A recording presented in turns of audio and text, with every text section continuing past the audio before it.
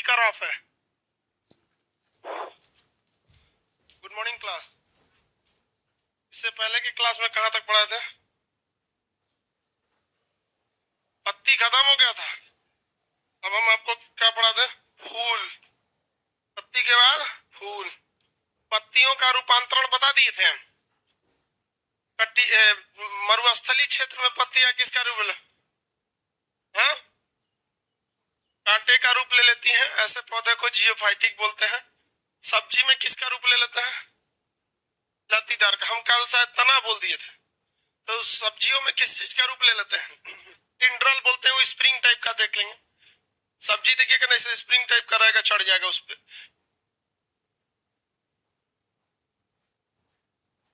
ये भी किसका रूप ले लेती हैं? पत्तियां ही आगे जाके रूपांतरित हो जाती हैं, चेंज हो जाती है। अब फूल आपको बताना है। पौधे में जो फूल होता है, फूलों का अध्ययन क्या कहलाता है? एंथोलॉजी। फूल जो होता है वो, उसका मेन काम क्या है? फूल का मेन काम है फलों का निर्माण करना। फूल लगेगा, उसके बाद क्या लग जाएगा? फल लग जाएगा। यानी फूल जनन क्रिया में मदद करता है, रिप्रोडक्शन क्रिया में मदद करता है। तो पेड़ पौधों में फूल का मेन काम क्या है? जनन क्रिया में मदद करना। और किस चीज का निर्माण करना? फलों का निर्माण करना। फलों का क्या करना है? निर्माण करना। तो फूल बहुत जरूरी है। अब देखिएगा, आम के पेड़ में जो फूल यानी मोजर लगता है, जितना ज्यादा फूल यानी मोजर लगेगा उतना ज्यादा आम खिलेगा। अब पता चला आंधी में आधा मोजर तो गिर जाता है, वो कहाँ से आम लगेगा? बहुत कम हो जाता है वो। तो फूल का कई काम होते हैं। फूल जो नीचे का हिस्सा जिसे पकड़ते हैं फूल, इसे हम लोग क्या कहते हैं? वृंत कहेंगे। क्या कहते हैं? वृंत। इंग्लिश में पेसियोल। इसका मेन काम तो है नहीं, ये किससे जुड़ा रहता है? तना से जुड़ा रहता है। यहाँ से हो गया। इसके ऊपर जो होता है उसे कहते हैं पुष्पासन। क्या कहते हैं? पुष्पासन। इंग्लिश में कहते हैं थैलेमस। पुष्पासन। आसन का मतलब होता है बैठने का जगह। अब पुष्प मतलब फूल। फूल के बैठने का जगह क्या कहलाता है? पुष्पासन। क्या कहलाएगा? पुष्पासन। फूलों के बैठने का जगह पुष्पासन। इंग्लिश में थैलेमस। क्या कहेंगे? थैलेमस। तो ये क्या हो गया? थैलेमस। अब इसी के ऊपर क्या निकलेगा? फूल निकलते हैं सर। इसके ऊपर क्या निकलेंगे? फूल निकलते हैं सब। इस पे ग्रीन चलाएंगे तो चलेगा नहीं, दिख रहा है? ये धुंधला दिखेगा। पुष्पासन। ये क्या हो गया? पुष्पासन। अब फूल डायरेक्ट तो खिलता नहीं है, पहले क्या खिली रहती है? कली। पहले क्या खिलती है? कली। तो आप अगर ध्यान से देखिएगा तो किसी भी फूल में जो कली होती है, तो कली इस टाइप में रहेगी ना, पतली सी रहती है कली। अब बीच में से थोड़ा सा उसमें से फूल झांक रहा होता है इस तरह से, देखेंगे। तो ये जो कली वाला हिस्सा है ये फैल के नीचे लटक जाता है। लटक जाता है कि नहीं लटक जाता है? तो उसी लटके वाले हिस्सा को वो फूल के बाहर चला जाता है। लटक के ऐसे क्या हो जाता है? खिलने के बाद फूल के बाहर चला जाता है। तो बाहर की ओर ऐसे इधर नीचे लटक जाता है। तो इसे हम लोग कहते हैं बाह्य दलपुंज। क्या कहेंगे? ऐसे फूल से लटक के कहा चला गया? बाहर। बाह्य दलपुंज।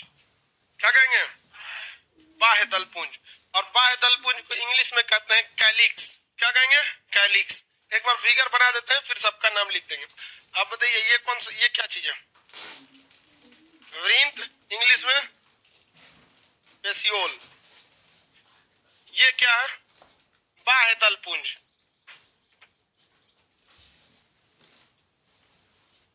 बाह्य दलपुंज।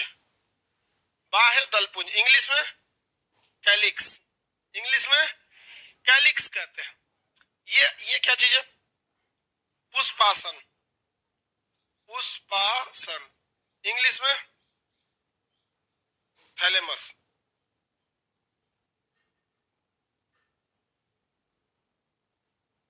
इंग्लिश में इसमें थैलेमस कहेंगे। अब इसके ऊपर फूल का हिस्सा आएगा। अब इसके ऊपर क्या आएगा? फूल का हिस्सा। ये फूल के मेन पत्तियां होती हैं, जिसको आप लोग क्या कहते हैं? रंग बिरंगा फूल खिलता है। जो रंग बिरंगे फूल खिलते हैं, ये जो जिसको ये इसे कहते हैं हम लोग दलपुंज। ये क्या हो गया? दलपुंज। यही रंग बिरंगा होता है। तो ये हो गया आपका दलपुंज। दलपुंज। इसे क्या कहा गया था? कैलिक्स। बाह्य दलपुंज को कैलिक्स। इसे कोलोरा। कोलोरा। इसे क्या कहेंगे? कोलोरा कहते हैं, इसे कोलोरा कहेंगे। समझ में आ गया कि नहीं आ गया? तो ये देखिए, ये वाला क्या चीज है? बाह्य दल। बाह्य दल पुंज का मेन काम फूलों में रहता है या फिर कली में रहता है? कली को सुरक्षा देने का काम कौन करता है? बाह्य दल पुंज। बाह्य दल पुंज किस रंग का रहेगा? हरे रंग का। बाह्य दल पुंज किस रंग का रहता है? हरे रंग। कली को सुरक्षा कौन देता है? ये बताइए, हरे रंग का रहेगा तो इसमें क्लोरोफिल रहेगा कि नहीं रहेगा? तो क्लोरोफिल जैसे रहेगा तो भोजन बना लेगा कि नहीं बना लेगा? क्वेश्चन आएगा, कलियों को भोजन कौन देता है? बाय। कली अवस्था में भोजन कौन देता है? बाय। फूल का टोटल सिस्टम किसके ऊपर रहता है भाई? किसके ऊपर? पुष्पासन पे। किस पर? पुष्पासन पर। ये है आपका पुष्पासन। समझ में गया? कहां पर रहता है भाई? पुष्पासन पर। आगे बढ़े। ये रंगीन भाग क्या कहलाता है? दलपुंज। रंगीन भाग दलपुंज कहलाता है। आगे बढ़े, ध्यान से देखिए, ये जो इसमें घटा नहीं, गुलाब है बेचारा, फूलों में सबसे ज्यादा यही बदनाम है, इसका क्या गलती है?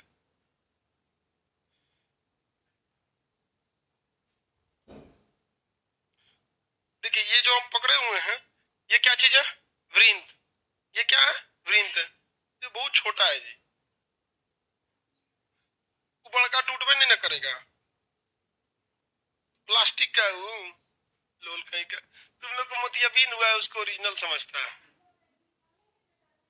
ये क्या चीज है भाई? वृंत है। ये सब पत्ती वगैरह है, सब ये सब नोच देता है, टकला हो गया। ये क्या हो गया? वृंत। इस वृंत के पीछे देखेंगे, यहाँ पर तो ये हरे हरे रंग का जो इस पे ये लगाया हुआ है, ये क्या है? बाह्य दल पुंज। ये बाह्य दल पुंज है, ये भी बाह्य दल पुंज, इधर बाह्य दल पुंज। अब इस बाह्य दल पुंज को नीचे कर देते हैं यहाँ पर, तो आपको आराम से दिख जाएगा क्या चीज? बाह्य दल पुंज।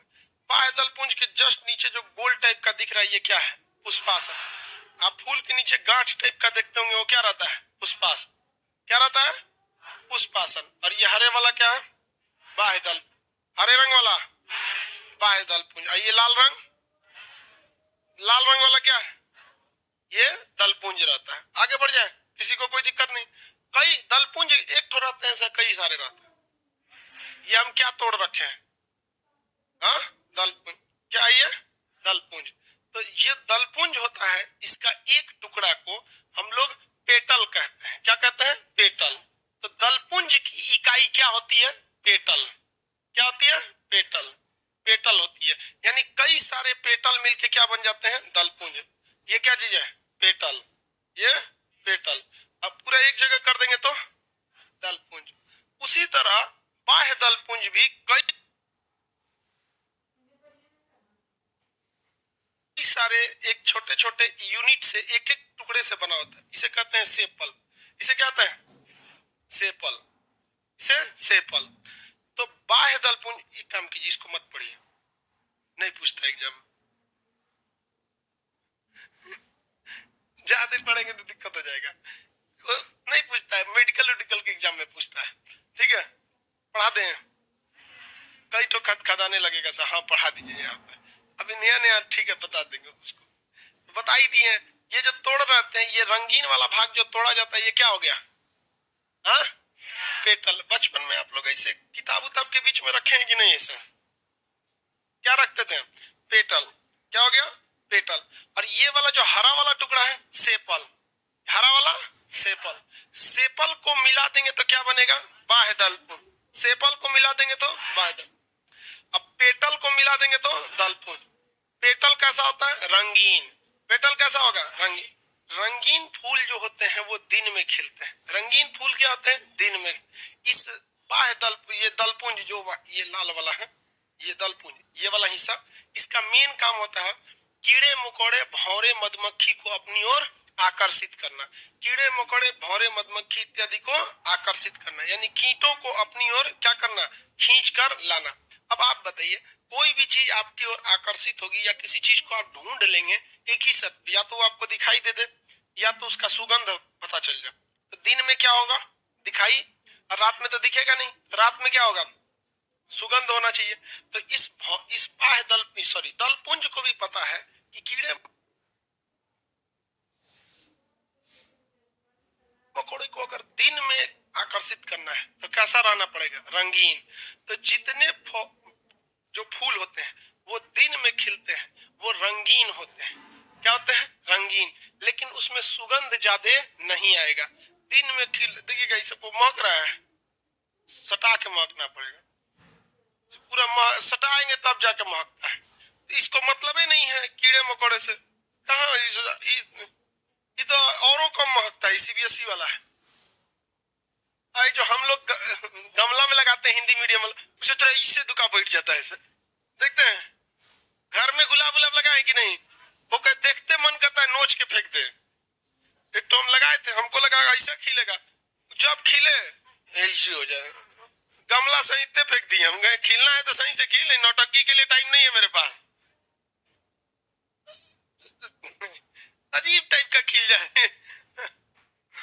तो जो रंगीन फूल होते हैं इससे ये पता चलता है कि ये दिन में खिलते हैं कि रात में। क्या दिन में खिलने वाले फूल सुगंध देंगे? वो कैसे रहेंगे? रंग बिरंगा, बैगनी रंग का, गुलाबी रंग का, ऑरेंज कलर का, सफेद, ये सफेद करें, पीले रंग का, अलग अलग रंग के रहेंगे। वो रंगों से कीड़े मकोड़े को आकर्षित कर लेंगे, इसमें कीट वगैरह बैठ जाएंगे। लेकिन रात में खिलने वाले पौधे आपको पता रहेगा, रात में रंग बिरंगा रहेगा तो काला दिखने लगेगा। रात में इसको देखेंगे कैसा दिखेगा? काला दिखेगा ही नहीं, समझ में? तो रात में जितने फूल खिलते हैं वो कैसे रहते हैं? सफेद। क्या रहते हैं? सफेद। और साथ ही साथ उनमें सुगंध बहुत ही ज्यादा रहता है, ताकि कीड़े मकोड़े रंग देख के नहीं, क्या देख के आए? सुगंध सुनकर चले आए। तो रात में खिलने वाले पौधे, रात रानी, चमेली, देखते हैं साउथ की हीरोइन होती है सब, तो एगो इजा एगो कितना फूल बनले रहती है सो, इतना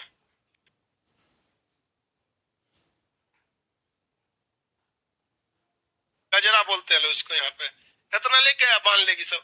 अब आगे अगर फुलवा लटका लिए मतलब सिग्नल ठीक ठाक है, ऐसे पिछवा फेंकी है सिग्नल ठीक ना है। समझा गया कि नहीं? लड़का सब में ससुरा में हमेशा ग्रीने सिग्नल लाता है।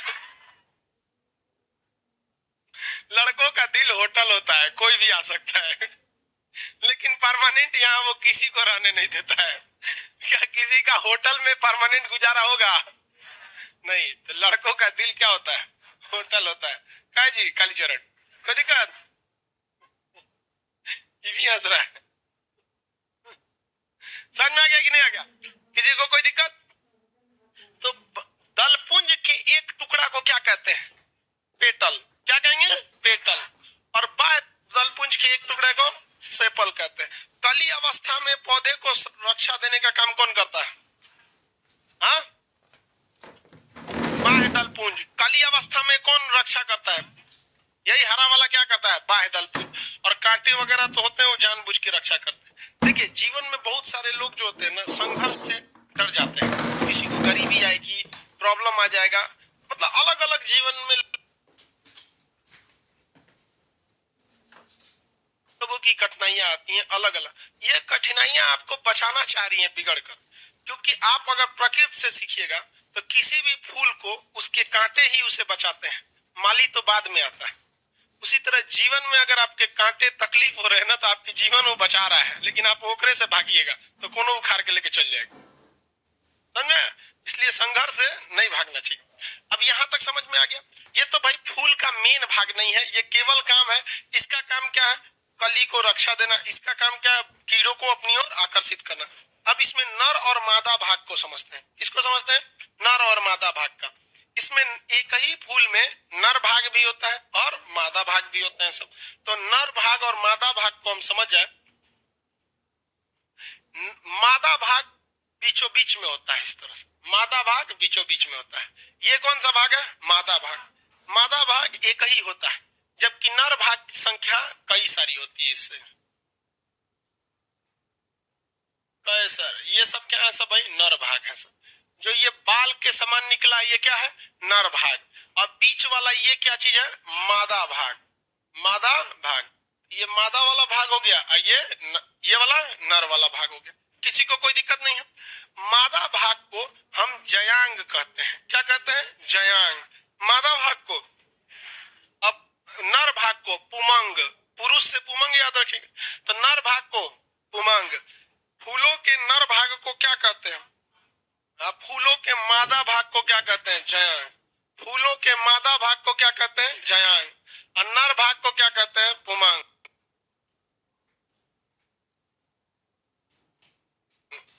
जयांग और पुमंग समझ में आ गया आप लोग को? एक अलग फिगर बना देते हैं जिसमें जयांग और पुमंग को मेन, ये क्या हो गया? वृंत, ये थैलेमस या पुष्पासन। नर भाग की मादा भाग, मादा भाग, ये नर भाग होता है। नर भाग की संख्या ज्यादा होती है कि मादा भाग? नर भाग की। बाकी सब हम इसमें नहीं बनाए, दलपुंज दलपुंज नहीं बनाए, उसका वो तो पढ़ाई दिए ना आप लोग को, मेन इस पे फोकस करना है यहाँ पे। ये भाग कौन सा? मादा भाग। मादा भाग को क्या कहेंगे? हाँ, जयांग कहते हैं। हम इधर साइड में लिख दे, मादा भाग कहलाता है जयांग। गाइनेसियम क्या कहलाता है? गाइनेसियम क्या कहलाता है? गाइनेसियम। हालांकि देखिएगा, महिला रोग विशेषज्ञ को क्या कहते हैं? गाइनोकोलॉजिस्ट, जो महिलाओं के रोग के बारे में, महिला रोग विशेषज्ञ होती हैं सब। आगे बढ़े तो ये मादा भाग क्या कहलाएगा? जयांग या गाइनेसियम। ससुराली जमुआ में ना मादा भाग को जयांग नहीं लिखेगा, गाइनेसियम लिख देगा, इसे इस टाइप में लिख देते हैं, इसलिए आपको एग्जाम में कंफ्यूजन हो जाएगा, इसलिए हिंदी और इंग्लिश दोनों याद करके चले। तो मादा भाग क्या कहलाएगा? जयांग, अंग्रेजी में गाइनेसियम। और जो नर भाग होता है ये क्या कहलाता है? पुमंग। नर भाग क्या कहलाएगा? पुमंग। पुमंग। नर भाग क्या कहलाएगा? पुमंग। इसे कहते हैं एंड्रोसियम। एंड्रोसियम। नर भाग को क्या कहेंगे? एंड्रोसियम। और मादा भाग को क्या कहेंगे? गाइनेसियम। यहां तक में किसी को कोई दिक्कत है? आगे बढ़े। अब मादा भाग के 3 भाग, मादा जो भाग है ना, यहां से यहां तक इसके 3 टुकड़ों में करते हैं। पहले इतना तो समझ में आ गया। ये बताइए क्या है? व्रीन। ये बीच वाला व्रीन क्या चीज है? व्रीन। और ये पुष्पासन, इंग्लिश में थैलेमस, इंग्लिश में थैलेमस। पूरा फूल का लोड किस पर है? पुष्पासन पे ही है, वही उसका नींव है, समझिए फाउंडेशन है ये। नर भाग क्या कहलाएगा? पुमंग। नर भाग पुमंग, इंग्लिश में एंड्रोसी। मादा भाग क्या कहलाएगा? मादा भाग जयांग। मादा भाग जयांग, इंग्लिश में गाइनेसियम। नर भाग को देखिए तो नर भाग में आपको 2 हिस्से दिखेंगे।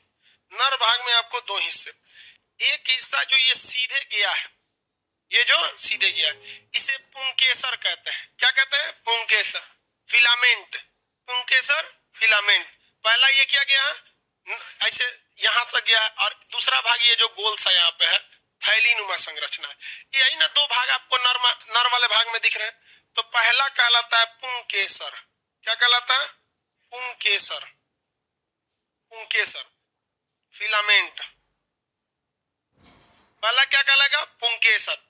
और दूसरा ये जो है, ये कहलाता है परागकोश। क्या कहलाता है? परागकोश। क्या कहलाएगा? परागकोश। कोश मतलब होता है थैली, तो परागकोश क्या कहलाता है? परागकोश। तो सेकेंड भाग को हम क्या कहेंगे? परागकोश। एंथर कहते हैं इंग्लिश में। इंग्लिश में क्या कहेंगे? एंथर कहते हैं। परागकोश को क्या कहते हैं? एंथर कहते हैं। किसी को कोई दिक्कत है? अब इस परागकोश के अंदर कुछ न कुछ भरा होगा, तभी न ये थैली के समान है। उस थैलिया में कुछ न कुछ क्या होगा? रखा होगा। तो परागकोश के अंदर छोटे छोटे मात्रा में पराग कण भरे होते हैं, पॉलिन ग्रेन। क्या कहते हैं? पराग कण या पॉलिन ग्रेन। पराग कण या पॉलिन ग्रेन ये भरा होता है किसके अंदर? परागकोश के अंदर। तो हम तीसरा भाग क्या लिख सकते हैं? पराग कण। पराग कण होता है, इंग्लिश में पॉलन ग्रेन। क्या होता है? Pollen grain. 3 चीज हो गया नर भाग का। बताइए, फूलों के नर भाग को क्या कहते हैं? फूलों के नर भाग को पुमंग। इंग्लिश में इसे क्या कहते हैं? एंड्रो इसके कितने भाग आप देखिए, 3। सिंपल, पहला नीचे से पुंकेसर, क्या है? पुंकेसर, पहला पुंकेसर। ये गोल वाला पराग कोश, क्या है? पराग कोश। उसके अंदर भरा है परागकण, परागकण। इंग्लिश में बोलिए, ये जो लंबा धागा की तरह फिलामेंट। गोल वाला भाग एंथर, अंदर भरा है पॉलन ग्रेन। अंदर क्या भरा रहता है? Pollen grain. याद रहेगा, किसी को कोई दिक्कत नहीं है। नर भाग से, नर भाग में ये पुंकेसर वगैरह हो जाते हैं। अब किस पे आते हैं? मादा भाग। किसमें आते हैं? मादा भाग में। मादा भाग में भी हमको 3 हिस्से देखने को मिलेंगे, इसमें भी 3 हिस्सा, सिमेट्रिक हो जाता है सब चीज। ये जो सबसे नीचे जो गोल संरचना देख रहे हैं लोटा जैसा, ये बहुत महत्वपूर्ण है। ये ओवरी है। क्या है? ओवरी। ये क्या हो जाता है? ओवरी। ओवरी को हिंदी में क्या कहते हैं? अंडाशय। ओवरी को हिंदी में अंडाशय कहते हैं। ओवरी हिंदी में क्या कहलाता है? अंडाशय कहलाता है।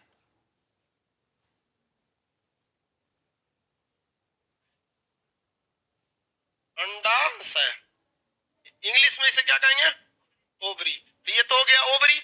अब ओवरी जो है, ये एक लंबी संरचना यहां से यहां तक बना लेता है। ये दिख रहा है, ये जो उठा हुआ है इसे लंबा है, इसे हम लोग कहते हैं वर्तिका। इसे क्या कहते हैं? वर्तिका। ये क्या कहेंगे? वर्तिका। वर्तिका। इंग्लिश में स्टाइल, इंग्लिश में इसे क्या कहते हैं? स्टाइल। ये वर्तिका है, इसे क्या कहेंगे इंग्लिश में? स्टाइल। ये बोलिए अंडाशय। ये क्या है? अंडाशय। ये क्या है? वर्तिका। क्या है? वर्तिका। और ऊपरा जो इसे गोल घूमा है ना, ये वाला भाग, ये इसका अंतिम कगार है। वर्तिका का अंतिम कगार है, वो उसके बाद खत्म। कगार मतलब क्या होता है? किनारा। तो वर्तिका का वो क्या है? अंतिम कगार है। किसका कगार है? वर्तिका का। तो इसके वर्तिकाग्र कहते हैं। क्या कहते हैं? वर्तिकाग्र। इंग्लिश में इसे क्या कहते हैं? स्टिग्मा। इंग्लिश में स्टिग्मा। क्या कहेंगे? स्टिग्मा। इंग्लिश में स्टिग्मा कहते हैं। तो 3 भाग किसका हो गया? मादा का। और 3 भाग किसका हो गया? नर का। याद रहेगा आप लोग को, ये मादा का ये नीचे वाला भाग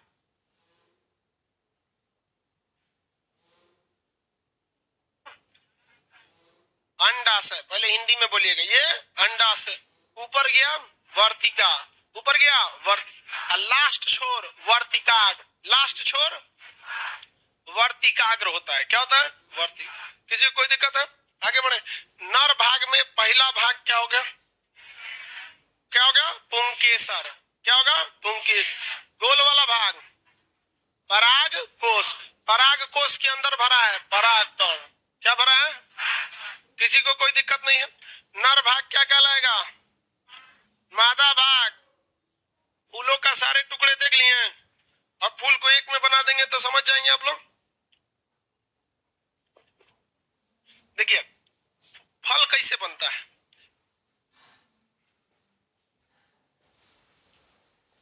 ये जो इसके अंदर परागकण है ना, ये कैसे भी अंडाशय में रखे हुए अंडा से जाके मिल जाएगा तो क्या हो जाएगा?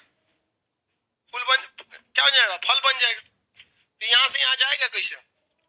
भौरवा। सब भौरवा बैठता है ना, चक्कर पकड़ करते रहता है। सब चक्कर पकड़ करेगा तो भौरे वगैरह के पैर के नीचे छोटे छोटे बाल होते हैं, इसमें से सटा के यहाँ सटा देगा। जैसे यहाँ सटाएगा तो अंदर चल जाएगा। इसलिए गाना नहीं है, भौरे ने खिलाया फूल, फूल को ले गया राज को। सब हम लोग के समय का गाना था। आज के वक्त में कुर्ता पैजामा काला काला है।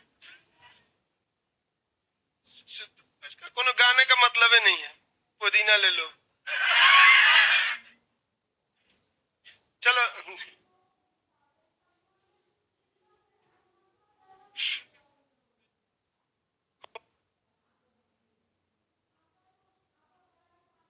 कौन वाला? ये वाला हिस्सा क्या चाहिए? ये क्या है? वृंत। ये वाला ये पुष्पासन। और ये साइड में लटका रहता है बाह्य दल पुंज।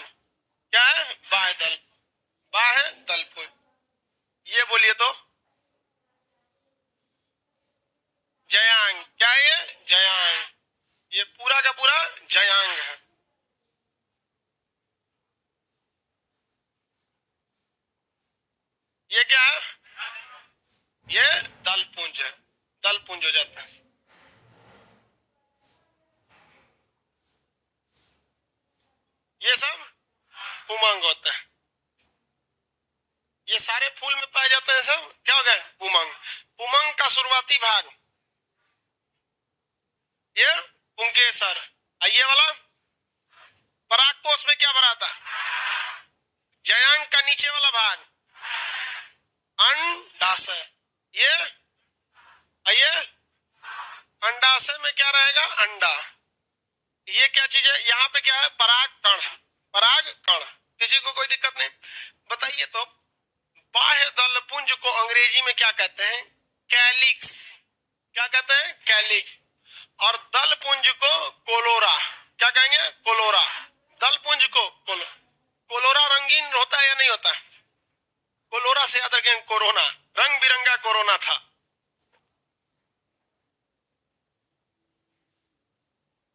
कई रंग का था कि नहीं था कोरोना? ऐसे कोरोना तो बड़ी खतरनाक काम किया था मई के महीने में। मई में जो कोरोना ने तांडव मचाया था ना, जिसका कोई हद नहीं, बहुत खतरनाक हो गया था कोरोना। आप लोग में से बचे हैं लोग कि किसी किसी को हुआ था जी? आप में कोई है इसमें कोरोना मरीज? नहीं, अगर रोकबो करेगा तो नहीं बताएगा। कोरोना जिसे हो जाता है, ठीक हो जाता है, तो सबसे बड़का एंटी वो वैक्सीन है वो, उसके में कोई दिक्कत नहीं होती वैक्सीन की। तो कोरोना से क्या याद रखेंगे? कोलोरा। कोलोरा कैसा होता है? रंग बिरंगा। कोलोरा का एक भाग क्या कहता है? पेटल। कोलोरा का एक भाग क्या कहलाता है? कैलिक्स का एक भाग क्या कहलाता है? सेपल। कैलिक्स का एक भाग सेपल।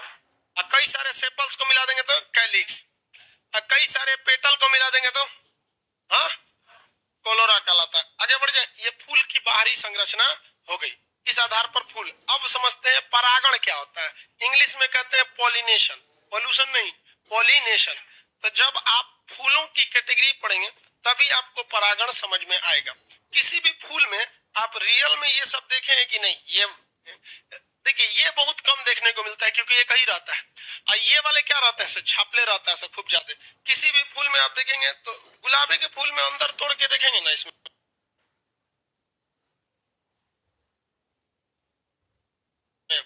तो देखिएगा दाना दाना टाइप का रहेगा इसमें।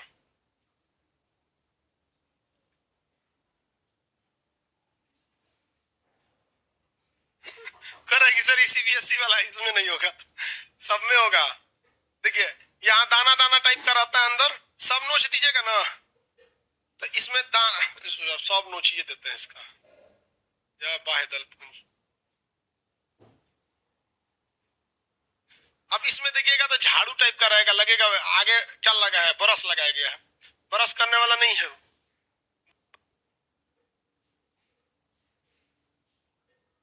ब्रश टाइप का आगे निकला रहता है। यहाँ पे अगर कैमरा के ठीक सामने देखे तो मेरे दाढ़ी में छुप जा रहा है, कैमरा में ठीक सामने देखिए। ये सारा ये जो बाल टाइप की संरचना निकली गई है वो क्या चीज है? क्या चीज है? नर भाग है। इसमें जो सबसे चौड़ा वाला भाग जो होता है बीचों बीच में, वो क्या होता है? मादा भाग होता है। वो क्या हो जाता है? जयांग होता है। आप लोग किसी भी चीज के फूल को देखिएगा, उसके पत्ती उत्ती को हटा के देखेंगे तो आराम से होगा। सूरजमुखी में देखेंगे तो ये तो सबसे सिंपल दिख जाता है, ये सब बड़ा बड़ा दिखता है। निकलेगा जी सूरजमुखी, एक ही बार में तीनों निकल जाएगा, वो तो दिखेगा नहीं। बड़का चाहिए, ये बड़का, वहीं से खोल लो।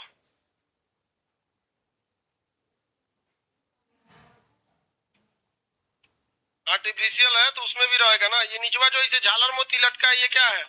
बाह्य दलपुंज। ये वाला दलपुंज। ये दिख रहा है इतना ज्यादा, ये क्या है? सब खूब ज्यादा, बहुत ज्यादा जो दिखते हैं सब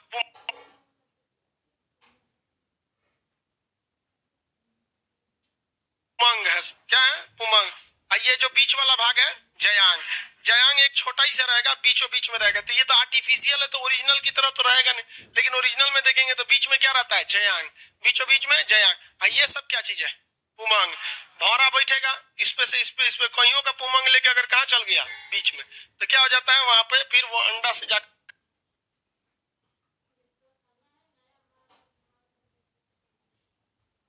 मिल जाता है। उस घटना को क्या कहते हैं? निषेचन कहते हैं। निषेचन। तो पहले क्या होता है? परागण। तो परागण समझते हैं? पहले फूल का पार्ट समझ गए, परागण पढ़ाएगी नहीं? परागण को इंग्लिश में कहते हैं पॉलिनेशन। ये सब याद रहेगा।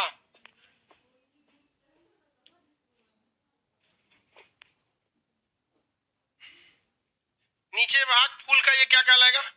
वृंत। ये वाला पुष्पासन। ये बोलिए तो जयांग। ये क्या है? जयांग। ये सब क्या है? सब उमंग है।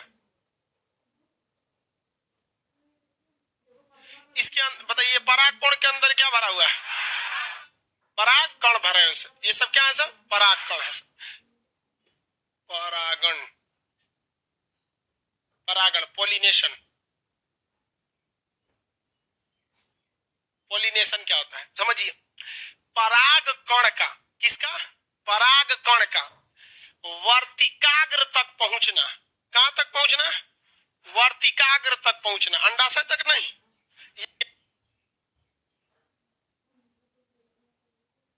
यहां तक पहुंच गया तो निषेचन हो जाएगा। वो मिल गया तो क्या कहलाएगा? निषेचन, फर्टिलाइजेशन हो जाएगा तुरंत। आम मतलब आम का पेड़ रहेगा तो आम बनेगा, जिस चीज का रहेगा वो बनना चालू हो जाएगा। तो यहां तक पहुंच गया तो क्या कहलाता है? निषेचन। बस यहां से यहां तक पहुंचना क्या कहलाता है? परागण। तो आप परागण की परिभाषा क्या कहेंगे? पराग कण का वर्तिकाग्र तक पहुंचना क्या कहलाता है? परागण। पराग कण का वर्तिकाग्र तक पहुंचना क्या कहलाता है? परागण। अब इसको किताब में पढ़िएगा ना तो 4 लाइन लिख देगा। इतनी सा नहीं कि इतना बड़ा करेगा। कैसे करेगा सुनिए। फूलों के नर भाग में उपस्थित पराग कण का पराग कोष को छोड़कर मादा भाग के वर्तिकाग्र तक पहुंचने की क्रिया को परागण कहते हैं। माथा फोड़ दिया। नया लड़का पढ़ेगा तो कहां से निकल रहा होगा पता न चलेगा। भाई आपको तो फूलों के पाठ में हम पढ़ाइए दिए पराग कण कहाँ होता है। तो यहाँ ले आके ओके लंबा कई लगे क्या जरूरत है कि पराग कण पराग कोष से निकल के सबको पता है पराग कण कहाँ होता है। यहाँ पराग कण रहेगा क्या जरूरत है हल्ला के लिए। कहा है पराग कण का कहां तक पहुंचना? वर्तिकाग्र तक पहुंचना क्या कहलाता है? खत्म कहानी। यहाँ पर जबकि कोनो किताब देखिएगा ना तो पूरा लिखेगा एकदम बकायदे इतना पन्ना एकदम एकदम ऐसे। यहाँ पर उसकी किताब की भी मजबूरी है। किताब को जो राइटर लिखता है वो आपके सामने खड़ा नहीं होता है। अब वो अपने हिसाब से लिखा है और हम अपने हिसाब से बता रहे हैं। क्योंकि हम तो आपको बता रहे हैं तो पहले आपसे पूछ भी लिए डायरेक्ट कि क्या क्या। हम इतना तो कन्फर्म पता है कि आपको ये पता है कि नर भाग उमंग है, मादा भाग जयांग है। जयांग का टॉप मोस्ट भाग वर्तिकाग्र। इसका पराग कोष इसी के अंदर भरा है परागकण। बस इतनी सी सिंपल प्रक्रिया को क्या कहते हैं? परागण। क्या कहेंगे? परागण। क्या कहेंगे? परागण। किसी को कोई दिक्कत नहीं। परागण जो होता है ये कई डिजाइन से होता है। जैसे मान के चलिए यहां भी एक फूल है, एक यहां फूल बना देते हैं। इसके ऊपर क्या बना? ये क्या था? पुष्पासन। आइए आइए उमंग। उमंग यहां से यहां भी निकलेगा तो क्या कहलाएगा? परागण कहलाएगा। तो परागण समझिए कैसे होता है। 2 टाइप का परागण। एक होता है स्वपरागण। क्या होता है? स्वपरागण। एक होता है पर परागण। स्वपरागण मतलब क्या होता है? Self pollination. इस पे भौरा बैठेगा और टहलते टहलते वो यहाँ पे भी पैर रख देगा, यहाँ रख देगा पर। तो उसी फूल का परागकण उसी फूल के मादा भाग में क्या हो गया? आके लग गया। तो इसे कहते हैं स्वपरागण, सेल्फ पॉलिनेशन। क्या कहेंगे? सेल्फ पॉलिनेशन, स्वपरागण। ठीक है। ऐसा भी हो सकता है भौरवा आके यहाँ बैठा और यहाँ बैठने के बाद वो फटाक से उड़ के यहाँ बैठ गया, यहाँ बैठ गया। तो भी तो ये क्या है? परागण ही है। लेकिन देखिए उस स्थिति में दूसरे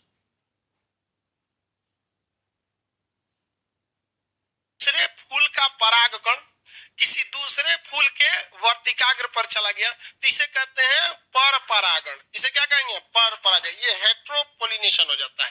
तो ये क्या हो गया? पर परागण। तो भौरा उसी पे बैठ के वहीं पे पोत पात दिया तो क्या कहलाता है? सो परागण। अब वहां भौरा बैठा दूसरे के खेत में जाके दूसरे के फूल पे बैठ गया तब पर परा। कौन हो गया? पर परागण। तो परागण की क्रिया कितने टाइप की? उसी फूल में परागण हो जाए तो, किसी दूसरे फूल का परागकण दूसरे फूल के वर्तिकाग्र तक पहुंच जाए तो, पर परागण क्या होता है? पर परागण हमेशा अच्छा माना जाता है। पर परागण हमेशा किसे अच्छा माना जाता है? पर परागण। और स्वपरागण को अच्छा नहीं माना जाता। स्वपरागण को अच्छा नहीं माना जाता, इसलिए ये सब फूल को देखिएगा ना तो हमेशा टेढ़ टाढ़ हो जाता है। ये सब जितना फूल रहेगा स्वपरागण वाला टेढ़ टाढ़ होकर अजीबे हो जाएगा, और ये सब फूल ठीक ठाक रहता है सब। इसी सीबीएसई बोर्ड वाला कहा जाता है। समझ में आ गया कि नहीं आ गया? तो अच्छा फूल पाना है तो क्या करना पड़ेगा? पर परागण। और वहीं पे करना है तो स्वपरागण। अब स्वपरागण तो समझ में आता है, बहुत इजी है स्वपरागण। इजी कैसे? अगर हवा चलेगा इसे इसे खूब जोर जोर से हवा चलने लगे, इसी में अगर हवा चलने लगे इसे इसे आंधी मार दे ऐसे ऐसे ऐसे में,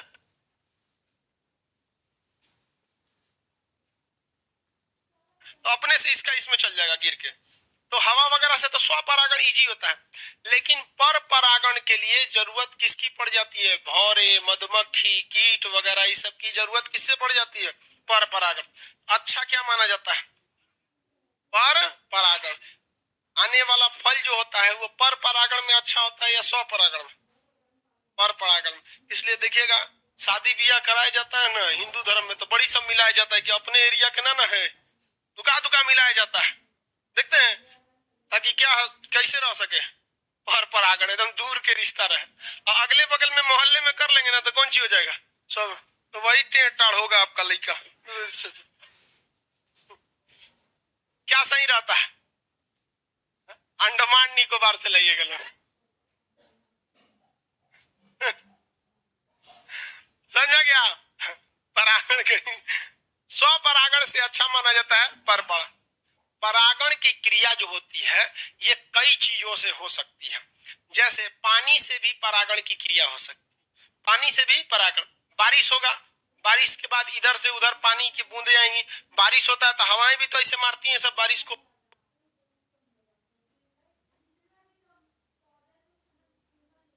तो पानी भीगेगा, भीग के पानी इसमें बैठा हुआ है तो उस पानी में क्या लग गया? परागकण लग गया। अब पानी डगर के जाएगा इधर उधर, यहाँ से हवा मारेगा इधर उधर तो पानी उस पर टपकेगा या इधर टपकेगा, तो वहां से भी क्या हो सकता है? परागण हो सकता है। तो पानी से जब परागण होता है तो उसको हम लोग कहते हैं, पानी को हाइड्रो कहते हैं। क्या कहते हैं? हाइड्रो। तो हाइड्रोफिली क्या कहते हैं? हाइड्रोफिली। अगर फिल कर दिया गया, भर दिया गया, परागण कर दिया गया किसके द्वारा? पानी के द्वारा, तो उसे क्या कहेंगे? हाइड्रोफिली। क्या कहेंगे? हाइड्रोफिली। क्या कहेंगे? हाइड्रोफिली। इसमें किसी को कोई दिक्कत नहीं ना परागण में? परागण कितने टाइप का? कौन कौन? स्वपरागण और पर। अच्छा क्या होता है? पर परागण। किसी को कोई दिक्कत नहीं? ध्यान रखिएगा ये लोग फ्यूचर में पर परागण को अगल बगल में नहीं तो बहुत फ्यूचर ही खराब हो जाएगा।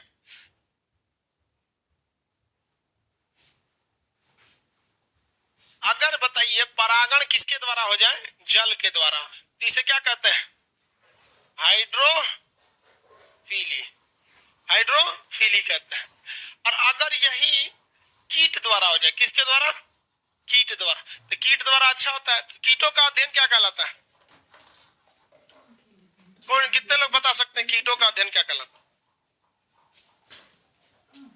बोलिए वो, इधर कौन नहीं बताएगा सब क्या कहलाता है? हाँ? सेलिकल्चर।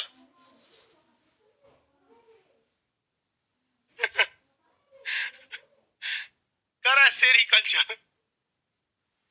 भाई सेरिकल्चर का तो कोई मतलब ही नहीं होता है। कीटों का अध्ययन क्या कहलाता है? एंटोमोनोलॉजी। कीटों का अध्ययन। तो एंटोमोनोफिली इसे क्या कहेंगे?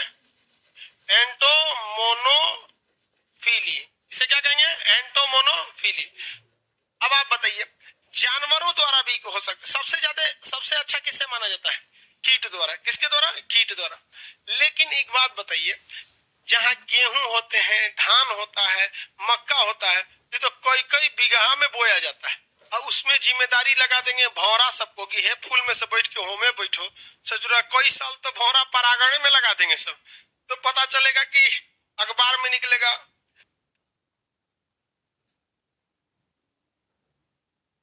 अभी भागलपुर के क्षेत्र में 2018 बैच के जितने गेहूं है उसमें परागण की क्रिया चल रही है। सोचा एसएससी का फॉर्म बना देगा उसको। भौरा से हो पाएगा? पूरा भौरा का फौज बुलाना पड़ेगा, चलो हमला करो बटालियन। कहां पर? परागण के लिए। तो ऐसे जितने अनाज होते हैं उसमें कभी भी छोटे मोटे भौरों से पॉसिबल नहीं है। तो वहां किसके द्वारा हो जाता है? हवा द्वारा, वायु से होता है। तो वायु को नापने वाला मीटर क्या कहलाता है? एनीमोमीटर। तो इस वाले परागण को कहते हैं एनीमोफिली। क्या कहते हैं? एनीमोफिली। क्या कहेंगे? एनीमोफिली। तो हवा द्वारा जब परागण हो जाए तो उसे क्या कहते हैं? एनीमोफिली। तो अनाज वगैरह में परागण की क्रिया कैसे होती है? हवा द्वारा। अनाज वगैरह में कैसे होती है? हवा द्वारा, वायु द्वारा। अब आप खुद से सोच के देखिए अनाज में कैसे हो सकता है कीट द्वारा? इतना कीट है आपके पास?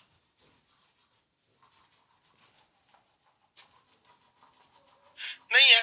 पानी द्वारा थोड़े छोटे मोटे फलों वगैरह में हो सकता है। जानवरों द्वारा भी हो सकता है परागण। बड़े बड़े जो जानवर होते हैं सब, ये बहुत बड़े बड़े, मतलब जैसे शाकाहारी जानवर होते हैं सब ना, तो किसी फूल वगैरह को खाएंगे सब, या ऐसे टच करेंगे सब, तो मुंह से ऐसे इसके यहाँ टच हुआ वहां टच हो गया, तो उससे भी हो सकता है। तो जानवर को इंग्लिश में क्या कहते हैं? जंतु। जंतु जो होता है जूफिली। जूलॉजी में पढ़ना है जंतुओं को, तो जूफिली। जैसे हाथी, क्या होता है? हाथी। रेफ्लेसिया इतना बड़ा फूल होता है, इतना बड़ा फूल होता है रेफ्लेसिया, सजुरा 8-10 किलो का। और उसके ऊपर क्या करिएगा? किसी के ऊपर परछावन में फेंक दीजिए, बहारो फूल बरसाओ,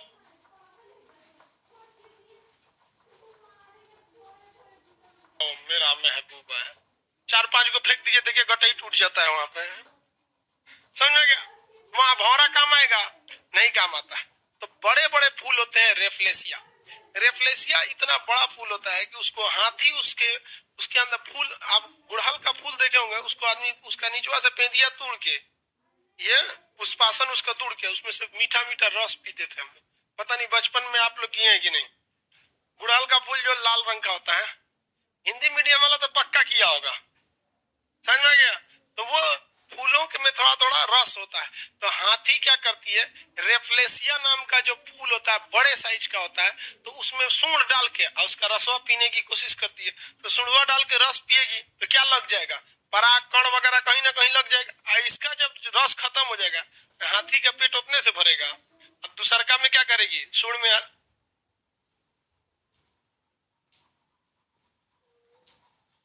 उसमें लगाएगी रस पीने के लिए। तो इसका पराग कण किसमें टच हो गया? उसमें। तो इसी बहाने पर परागण स्व परागण दोनों कर सकती है। उसी फूल से अगर टच हो गया तो क्या होगा? स्व परागण। उसमें से निकाल के दूसरे जगह लगा दिया तो क्या हो गया? पर परागण। क्या हो गया? पर परागण। तो हाथी वगैरह में सबसे बड़े फूल रेफ्लेसिया में परागण किसके द्वारा होता?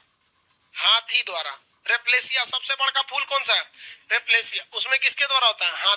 और सबसे छोटा फूल वोल्फिया होता है। क्या होता है? वोल्फिया। उसमें हवा द्वारा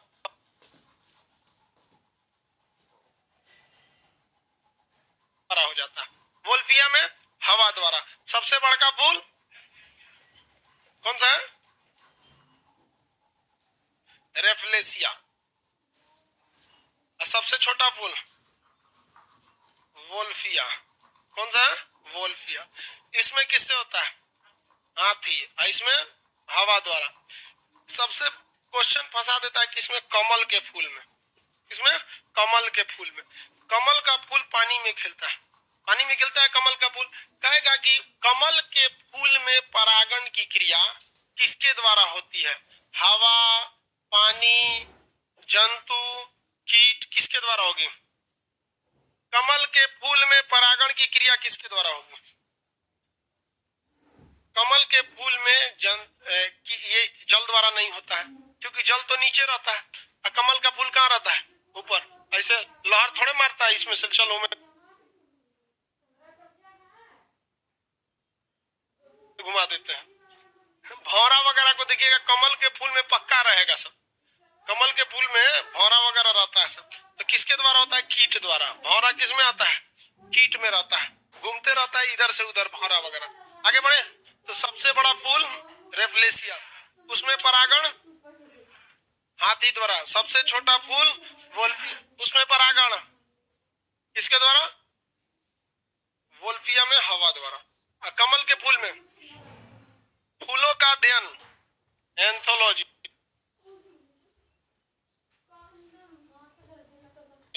फलों का होता है जी पोमल। जनन क्रिया में पौधों का कौन सा भाग लेता है? फूल। कौन लेता है? फूल। फूल विकसित होकर क्या बना लेते हैं? फल। क्या बनाएंगे? फल। फूल का निचला भाग जिसे पकड़ते हैं क्या कहलाता है? वृंत। क्या कहलाएगा? वृंत। अब फूल जिस पर रहता है उसे पुष्पासन। क्या कहेंगे? पुष्पासन। अब पुष्पासन हो गया यहाँ पर। अब कली अवस्था में जो रक्षा करता है बाह्य दलपुंज। रंगीन जो दिखता है, रात में खिलने वाले फूलों के दलपुंज किस रंग के? दिन में खिलने वाले रंगीन। ज्यादा सुगंध कौन देता है?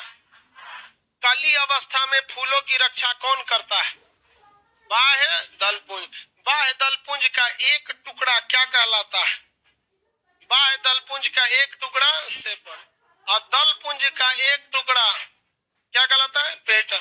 दलपुंज को अंग्रेजी में कोलोरा। याद कैसे रखेंगे? रंग बिरंगा कोरोना से कोलोरा। और इसको कैलिक्स, इधर कैलिक्स। बताइए तो फूलों के मादा भाग को अंग्रेजी में क्या कहेंगे? गाइनेसियम, हिंदी में जयांग। और नर भाग को हिंदी में क्या कहेंगे?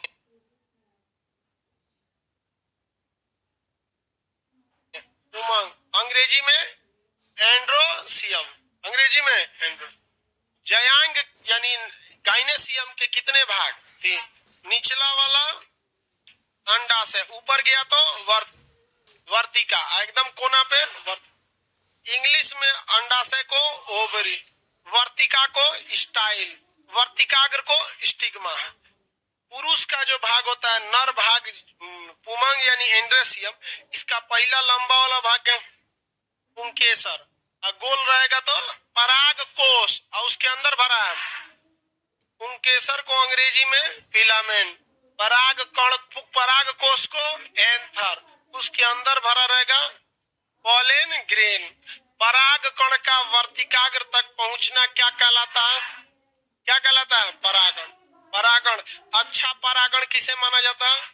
पर परागण। और उसी में हो गया तो स्वपरागण।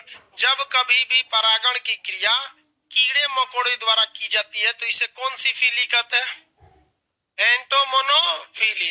हवाओं द्वारा हो तो एनिमोफिली। एनिमोफिली। जंतुओं द्वारा हो तो जूफिली। हवाओं और ये पानी द्वारा हो तो हाइड्रो। सबसे बड़ा फूल रेवलेशिया। परागण किसके द्वारा? सबसे छोटा फूल परागण किसके द्वारा? हवाओं द्वारा। कमल के फूल में परागण, परागण के बाद कौन सी क्रिया चालू होगी? निषेचन के। अब क्वेश्चन पूछा था परागण की क्रिया कहां पर संपन्न हो जाती है? तो वर्तिकाग्र पर।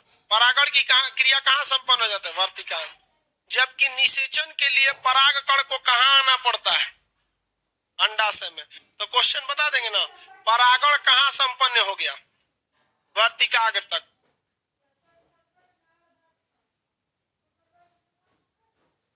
परागण कहां संपन्न हो गया? और निषेचन कहां होगा? परागण वर्तिका, निषेचन परागण, निषेचन। फल का निर्माण परागण के फल स्वरूप होगा कि निषेचन के फल? तो फलों का निर्माण फूलों के किस भाग में होता है? अंडाशय में। क्या होता है? अंडा। अंडाशय जब कंप्लीटली मैच्योर हो जाता है तो उसी को हम कहते हैं फल है। क्या है? फल है।